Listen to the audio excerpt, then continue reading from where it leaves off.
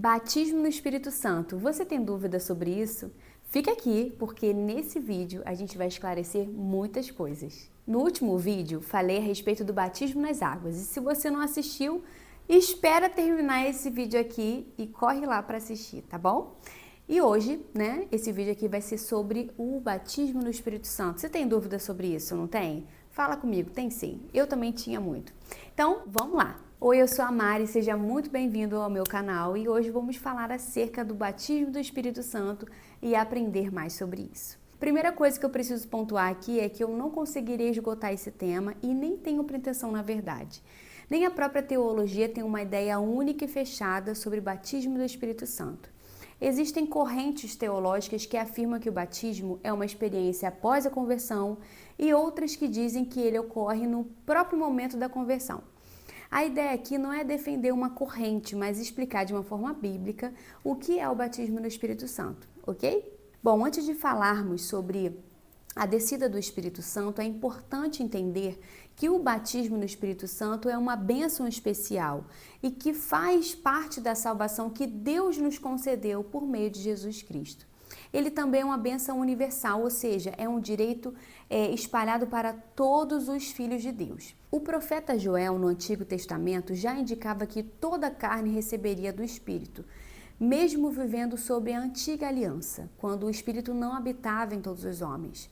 Antes ele vinha sobre pessoas especiais e capacitava para tarefas especiais.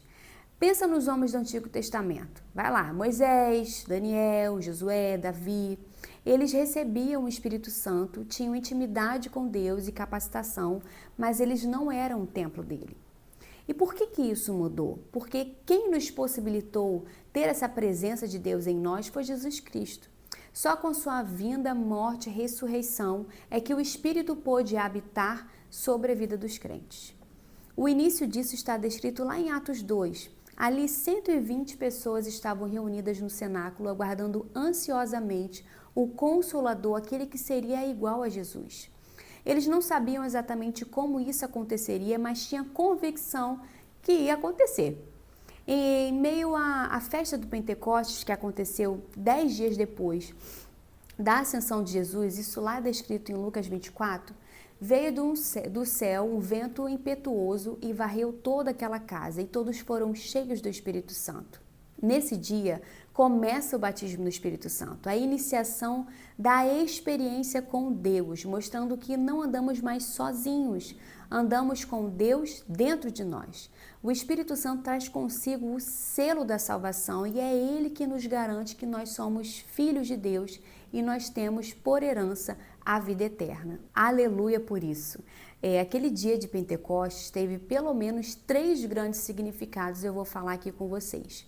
Bem, o primeiro deles foi o derramamento do Espírito prometido há muito tempo, que vai ser subsequente à morte, ressurreição e ascensão de Cristo, como já falei com vocês. Nesse sentido, esse dia marca o início de uma nova era messiânica, a era do Espírito Santo.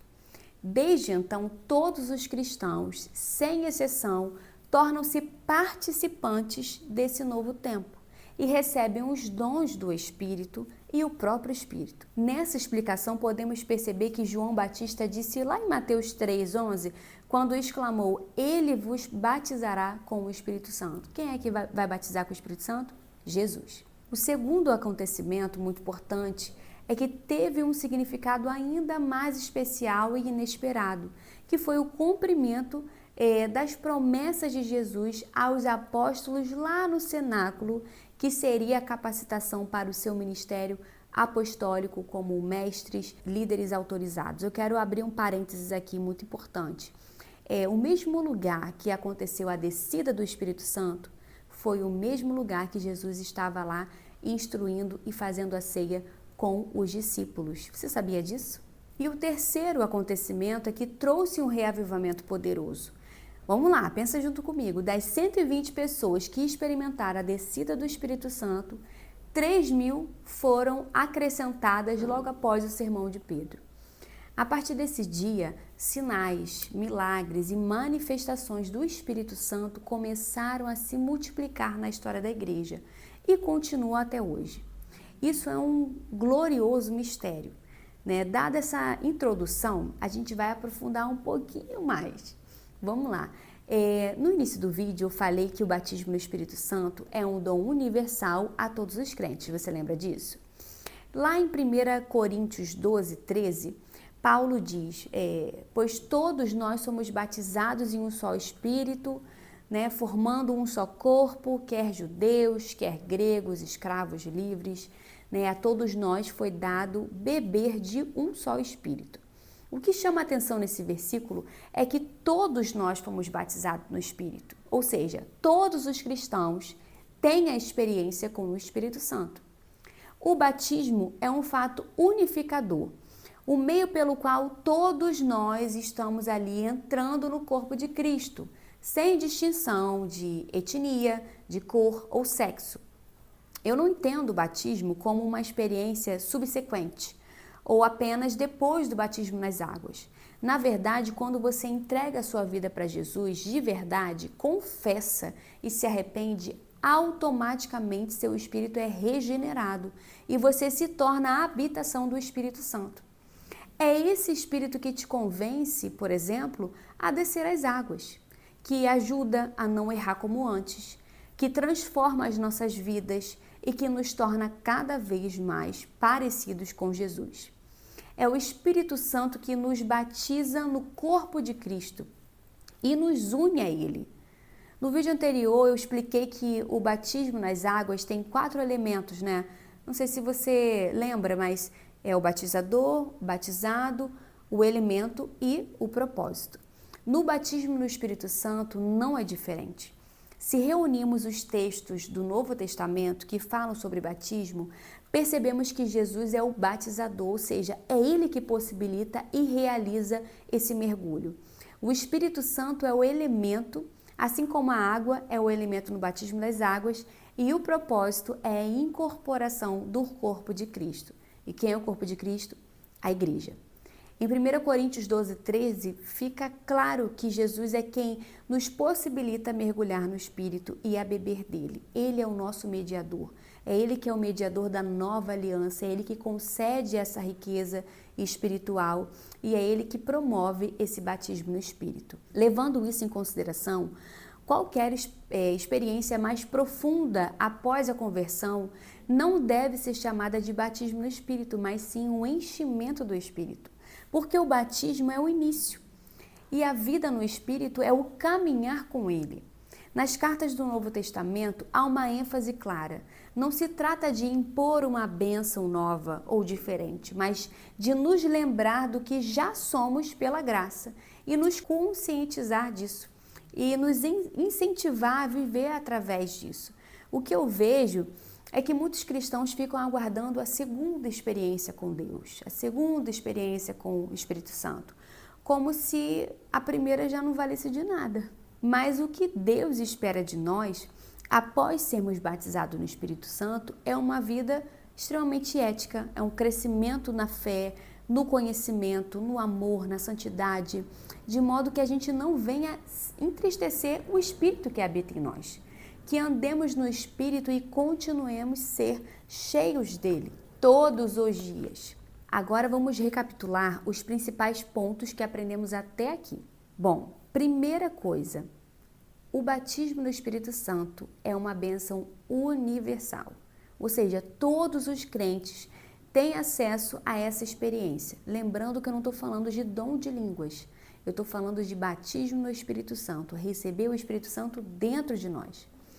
Bom, outra coisa também que eu preciso falar com vocês é que o batismo une todos no corpo de Cristo, sem distinção de etnia, de cor, de raça ou posição social. Uma coisa também importante que vocês precisam se lembrar é que a experiência acontece na entrega com Cristo. Não é algo que vai acontecer depois de batizar nas águas. Não espere uma segunda experiência com batismo, no Espírito Santo. O batismo é um ritual de iniciação. Então, assim que você se entrega a Jesus, confessa, se arrepende, o seu espírito é regenerado e você se torna a habitação do Espírito Santo. É o Espírito Santo que te transforma, que te guia e que muda a sua vida e faz você ser parecida com Cristo. Bom, outra coisa também que eu falei com vocês são os 4 elementos do batismo no Espírito. A gente tem ali o batizador, que é Jesus, que possibilita que a gente, tenha esse mergulho nele. O elemento, que é o próprio Espírito Santo, que nos envolve e nos transforma. O batizado, que somos nós, os crentes. E o propósito, que é nos incorporar no corpo de Cristo, que é a igreja. O batismo é o início da vida no Espírito, enquanto o enchimento do Espírito é o caminhar contínuo com ele. Bom, a gente também tem ali uma vida prática após o batismo. É o que Deus deseja de nós, Que não é só uma experiência, ou primeira experiência, mas é você ser permitido a ser governado, guiado pelo Espírito Santo todos os dias da sua vida, O batismo no Espírito, assim como eu falei, é o início de uma vida inteira com Cristo, com Deus, na verdade, habitando em nós. Bom, esse vídeo, ele foi bem profundo. Eu quero muito saber o que você achou e como você percebe o Espírito Santo, porque muitas vezes você pode achar que o Espírito Santo é uma segunda experiência que você tem logo após o batismo. Conta aqui nos comentários que eu quero saber. Bom, e só para deixar, vocês com gostinho de quero mais, no próximo vídeo nós vamos falar sobre a diferença entre receber o Espírito e ser cheio dele. Então você já sabe, Não pode perder. E se esse vídeo falou com você, compartilha com alguém que precisa ouvir essa mensagem e seja também um canal abençoador na vida dessa pessoa e também para nós. Porque quanto mais você compartilha, mais a plataforma entende que esse canal aqui é muito importante e manda para outras pessoas que também precisam ouvir essa mensagem. Um beijo e até o próximo vídeo.